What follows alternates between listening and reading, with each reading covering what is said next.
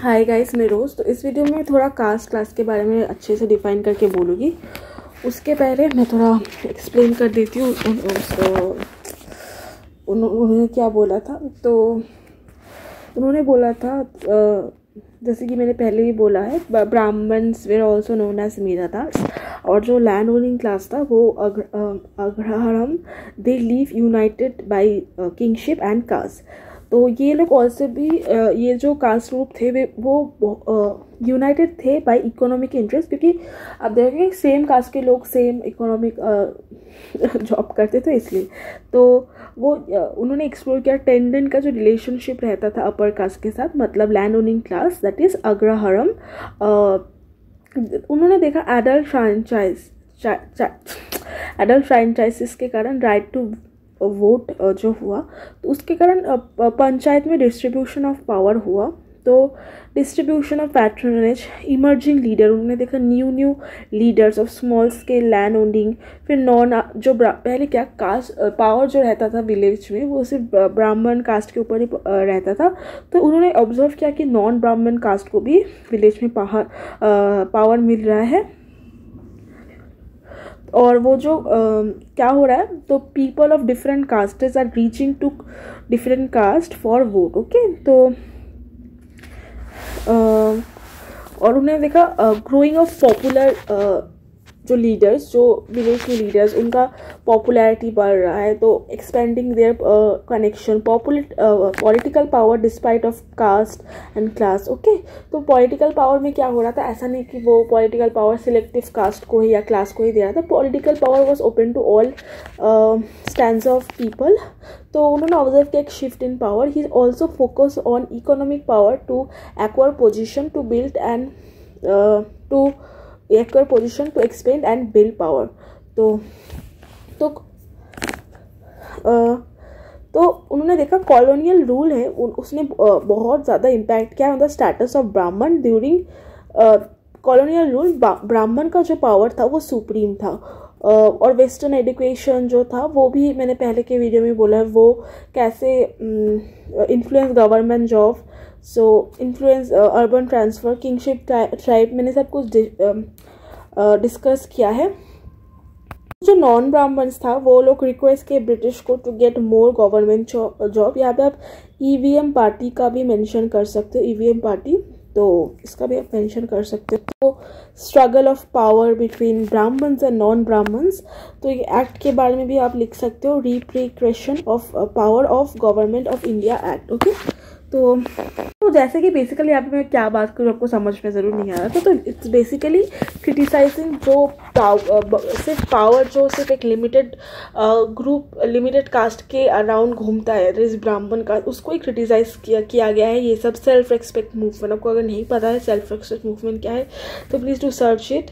Then publication in newspaper, की publication हुआ newspaper में, कैसे सिर्फ एक कास्ट के ऊपर power. Then you can mention about DMK party and all. It's then ritual hierarchy of Brahmins का, उसको चैलेंज किया गया। तो ये सब के कारण क्या हुआ, उस टाइम पे ना पॉलिटिकली बहुत ज़्यादा चेंजेस आ रहा था सोसाइटी में। जैसे कि न्यू पार्टीज, जैसे कि मैंने डीएमके पार्टी के बारे में बोला, ईवीएम पार्टी के, ईवीआर पार्टी के बारे में बोला। तो ये पॉलिटिकल चेंजेस हो रहा था। तो इसके कारण क्या हो रहा था, जो स्ट्रक्चर था सोसाइटी में वो भी चेंज हो रहा था। इसके कारण जो इन्फ्लुएंशियल ब्राह्मण्स था, ब्राह्मण का जो इन्फ्लुएंस था चाहे वो विलेज में, वो थोड़ा वीक हो रहा था। ओके, और जो नॉन ब्राह्मण ग्रुप्स है उनका भी थोड़ा क्या बोलते हैं, वो भी थोड़ा इसमें आ रहे थे, थोड़ा फील्ड में आ रहे थे।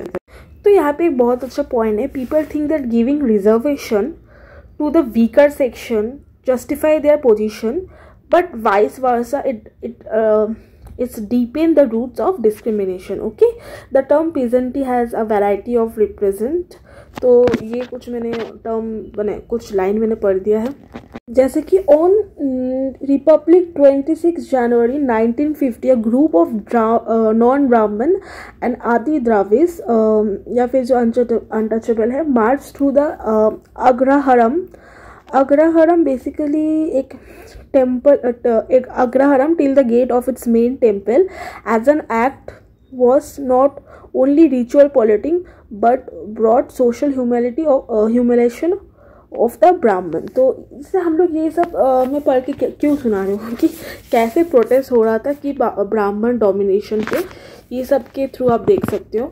और जैसे कि आपको पता ही है कि टेंडेंट लॉ भी पास किया गया था आफ्टर इंडिपेंडेंस। तो क्या हुआ, ब्राह्मण के हैंड से जो लैंड है वो पास आउट हो जा रहा था टू टिनेंट, क्योंकि टिनेंट का जो अभी लैंड राइट्स है वो बहुत स्ट्रॉन्ग हो गया था, because as you know the government tenant act. Okay, so उसके बाद वो बोल रहे हैं कि 1946 तक ब्राह्मण्स लोग पंचायत रूल करते थे। आपको पता था विलेज में पंचायत होता था।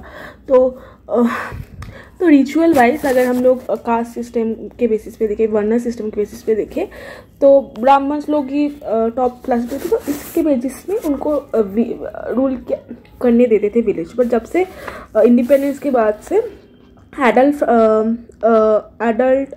सफरेज मतलब जो लोग वोट का सिस्टम चालू हुआ, तब से रिचुअल स्टेटस को इम्पोर्टेंस नहीं दिया गया। जो इलेक्ट होते थे उसके बेसिस पे पंचायत रूल होता था।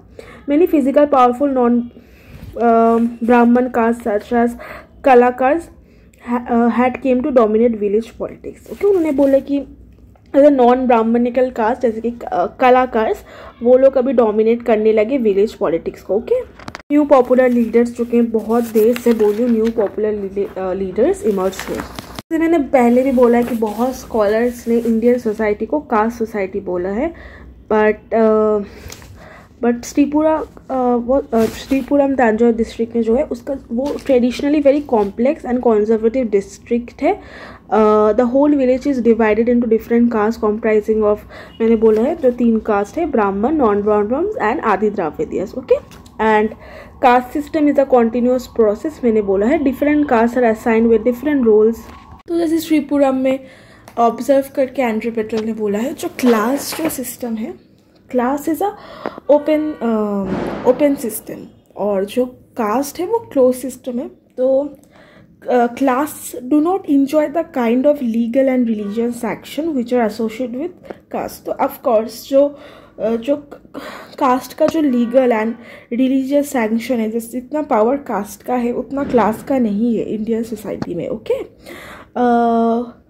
तो in contrast of the agrarian social structure, Sripuram and hierarchy arrange social category broadly upon the ownership and non ownership of the mean of production. Okay, basically उन्होंने बोला है क्लासेस आर सब डिवाइडेड इन टर्म्स ऑफ किसके पास कितना मतलब ownership है and control है, और या फिर द टाइप ऑफ सर्विस, क्या काम करते हैं, contribute to the process of production. तो आपका क्लास, आपके पास कितना ओनरशिप है लैंड का, इतना कंट्रोल है, या फिर जो आप सर्विस प्रोवाइड करते हो या फिर प्रोडक्शन, उसके बेसिस पे आपका क्लास डिसाइड होता है। Now coming to caste, caste structure of Sripuram village of Tanjore district which is traditional, वो बहुत ही कम्प्लेक्स है एंड कंजर्वेटिव है। जैसे बहुत the whole village is divided into different caste, जैसे मैंने पहले बोल दिया है। जैसे कि उन्होंने कुछ फीचर्स बोला है कास्ट का, that is it is based on ideas and not on actual behaviour of the people. तो जो कास्ट है ना, उसका जो आइडियाज़ है वो सब बेस्ड है ऑन द आइडियाज़। ओके, तो not on the actual behaviour of people. Those ideas are found in classical text. जैसे क्लासिकल टेक्स्ट में हमको पता है रूल्स लिखा रहता है कि कौन से कास्ट को कैसे बिहेव करना है, कौन सा कास्ट बिहेव नहीं मतलब कौन सा ऑक्यूपेशन कर रहा है। तो ऑक्यूपेशन या फिर जो एक्सोगामी, एंडोगामी, ये सब जो रूल्स होता है, इसके कारण क्या होता है, तो लोग एक सर्टेन काइंड ऑफ बिहेवियर करते हैं। ओके, बिकॉज जो ऑफकोर्स अगर आप कोई समाज में हाई ऑक्यूपेशन करोगे तो आपका बिहेवियर भी इन्फ्लुएंस होगा। आपको लगे कि हाँ मैं तो हाई जॉब करती हूँ, हाई स्टेटस जॉब करती हूँ, तो मेरा बिहेवियर थोड़ा ऊंचा रहेगा compare to people who do low status job. The system is based on the rule of game. Okay, different caste fulfil complementary function of their natural relation are non antagonistic. तो ये था जो features है उन्होंने बोला है। ये बहुत अच्छा पॉइंट उन्होंने बोला था, system is based on rules of game. तो ये पॉइंट आप याद रखना। मैं आई होप आपको थोड़ा थोड़ा समझ में आ रहा होगा। पावर के कारण भी क्या होता है, जो कास्ट है या क्लास में उसमें हायरार्की होता है. Power is institutional formal which achieve through political parties and panchayat. तो आपको पता है कि जो पावर है वो फॉर्मल है. पावर इंस्टीट्यूशनल फॉर्म मतलब one aspect of power that is institution and formal. तो it is like achieve through political parties and panchayat. Example, the political parties with the government bills are more powerful, of course. Distribution of power has acquired a dynamic character after independence. क्योंकि मैंने बोला है independence के बाद जो political power का जो characters है वो थोड़ा डायनामिक हो गया है. Traditional relationship caste and power has been reverse. ये पहले के टाइम पे क्या होता था, जो पावर था वो बेसिकली, ये क्या बोलना चाहते हैं मैं बोल रही हूँ, बेसिकली वो बोलना चाह रहे हैं कि मतलब एंड्रे बेटल कि पहले क्या था, पावर इनफॉर्मल था. मतलब ऐसा नहीं था कि कुछ रूल्स था, रेगुलेशन था, सर्टेन कास्ट के पास पावर था. बट आफ्टर इंडिपेंडेंस क्या हुआ, पावर जो था वो फॉर्मल बन गया, मतलब लीगल बन गया. ओके तो पावर सिर्फ गवर्नमेंट और मतलब जो ऑथराइज पीपल है उन्हीं के पास होता था. ओके सो जो पहले के टाइम के इनफॉर्मल पावर थे वो थोड़ा वीक होने लगा. एकदम गायब तो नहीं हुआ बट वीक होने लगा. पहले जिसके पास जितना लैंड था उसका पास उतना पावर था, बट अभी ऐसा कुछ नहीं है. अभी पॉलिटिकल पावर, एडल्ट फ्रेंचाइज, ये तो फिर तो ये जो उन्होंने जो वेबरियन मोड ऑफ एनालिसिस यूज़ किया है अपने थीसिस में, जैसे कि वेबर ने कॉन्सेप्ट दिया था ना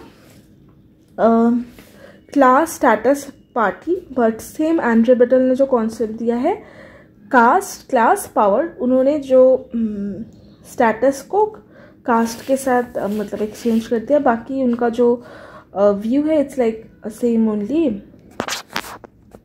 यहाँ पे और एक चीज़ है, वेबर ने जो आपको पता है वर्स्टी हैंड मेथड दिया था, बट एंड्रे बेटल का जो साउथ इंडिया का स्टडी है ना, ये जो श्रीपुरम विलेज का, वो फंक्शनलिज्म के कैरेक्टरिस्टिक फीचर्स के साथ होता है. जो फंक्शनलिस्ट के फाउंडर एंड फादर कौन है, रैटली ब्राउन या फिर मैलिनोस्की. ओके तो इसका आप क्रिटिसिज्म भी कर सकते हो. इस थ्योरी का क्रिटिसिज्म है कि मैं एक ही क्रिटिसिज्म बोल रही हूँ क्योंकि क्रिटिसिज्म बहुत है.